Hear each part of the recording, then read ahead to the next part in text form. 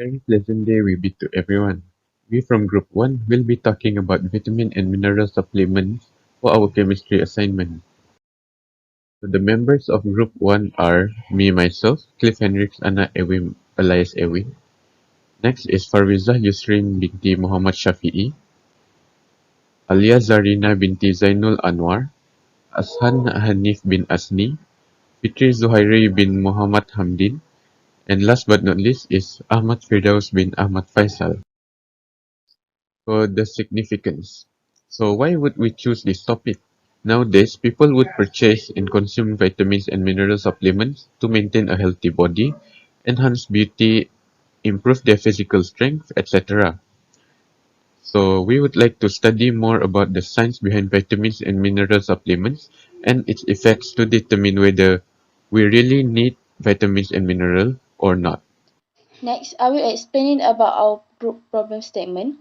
So our problem statement is invention and innovation related to multivitamin and mineral supplement for improving health by ensuring adequate intake of micronutrients are needed for disease prevention and protection against nutritional losses and deficiencies due to factors such as inconsistent lifestyle patterns and common inadequate dietary patterns. In as much we doesn't synthesize many compounds which are essential to the human body, but it can be obtained from two sources which are foods and supplements.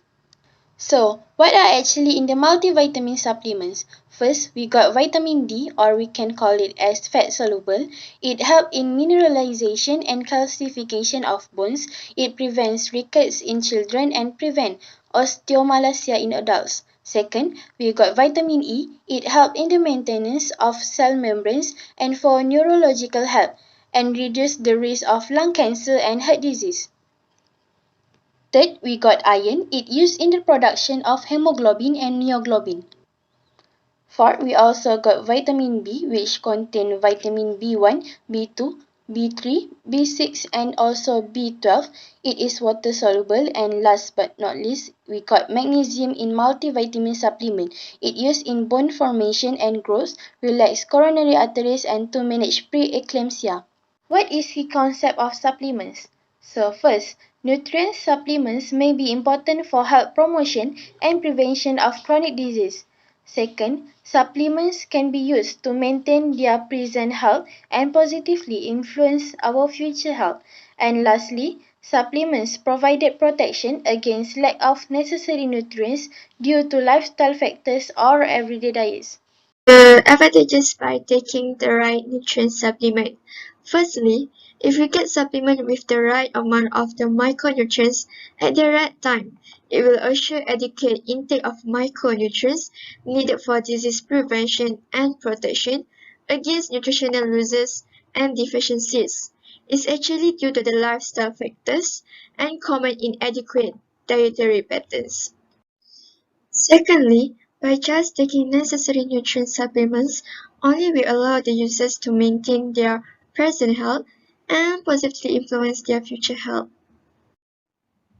Lastly, with antioxidant nutrient supplementation will help in reducing the susceptibility of low-density lipoprotein (LDL) to oxidation as for the patient with cardiovascular disease and coronary artery disease.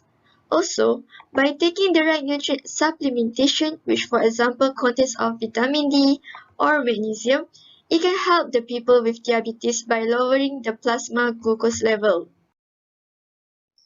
Okay, after making some observational studies on the benefits of the supplements, we found that the control trials in healthy people without any clinical nutritional deficiencies does not even help in reducing the risk of some diseases.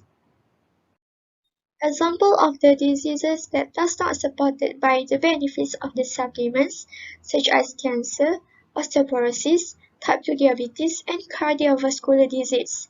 As for the cancer, based on the current observation and evidence shows that it doesn't fully supported by the role of supplements, which contains vitamins and minerals. Next, a meta-analysis of community being made where it studies among the older adults who are likely to get osteoporosis where the bones become weak and brittle. We we found out that the vitamin D or calcium supplementation doesn't affect in reducing the risk of the disease, which most commonly occur in the hip, wrist, or spine. The third one, the research have stated that the vitamin D supplementation failed to help in reducing the risk of the type 2 diabetes.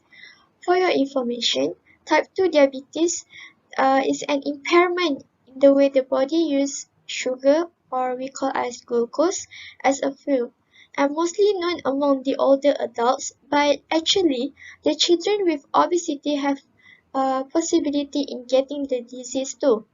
Lastly, the vitamin D supplementation with combination of calcium have no effect on cardiovascular risk. For the next part, the methodology.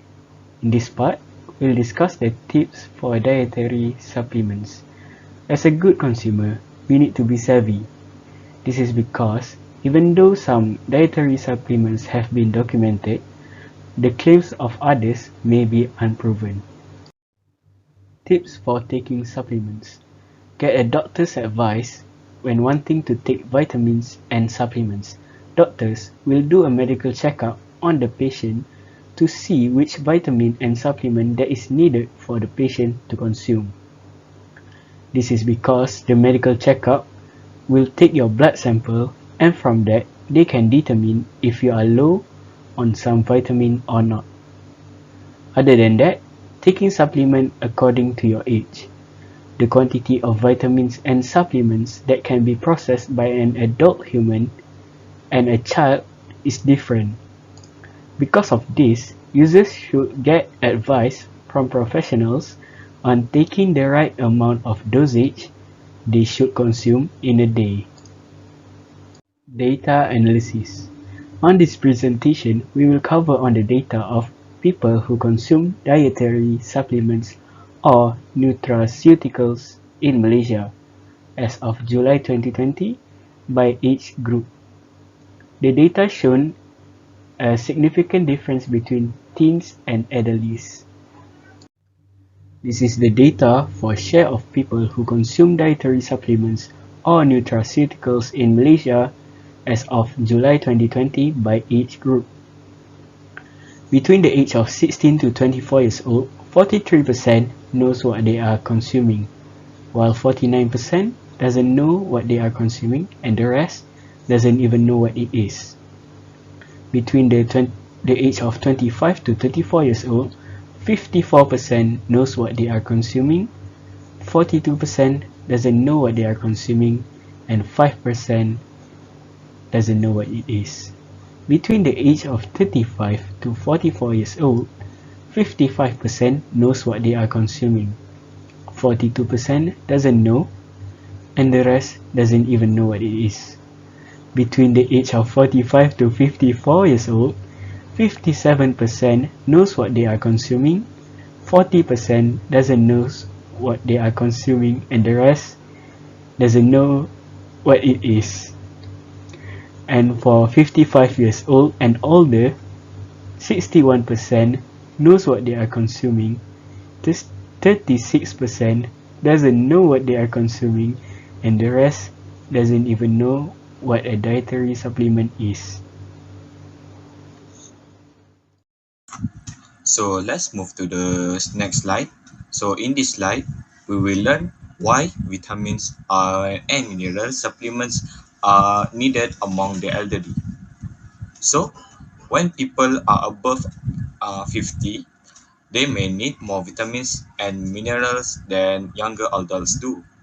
Most of elderly need vitamin D, as lack of vitamin D can contribute them to the development of disease of aging.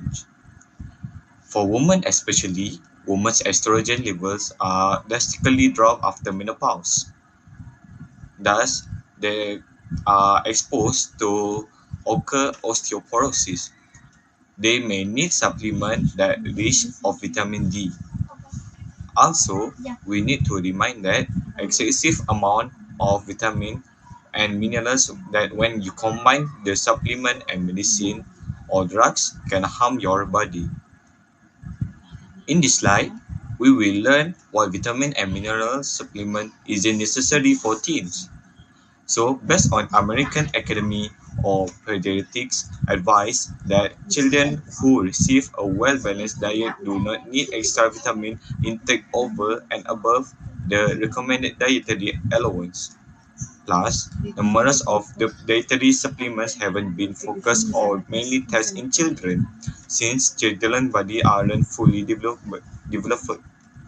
The side effects of this product on youngsters and adults may differ. Thank you. Now we have come to the final part of our presentation, which is the conclusion. As we can see from the previous slides that have been explained by my teammates, we can see that those trial evidence that have been done randomly shows that the use of vitamins, minerals, and even fish oil does not minimize the risk of non-communicable diseases.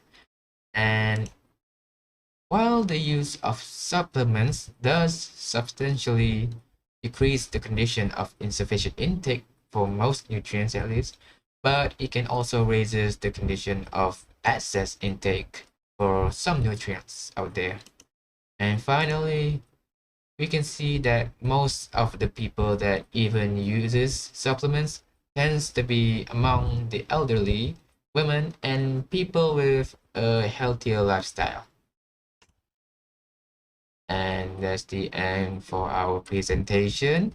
I hope you guys gained a lot of info on supplements. Feel free to ask any questions regarding our presentation. And on behalf of my teammates and I, we would like to say thanks for watching, and I hope you guys have a very good day.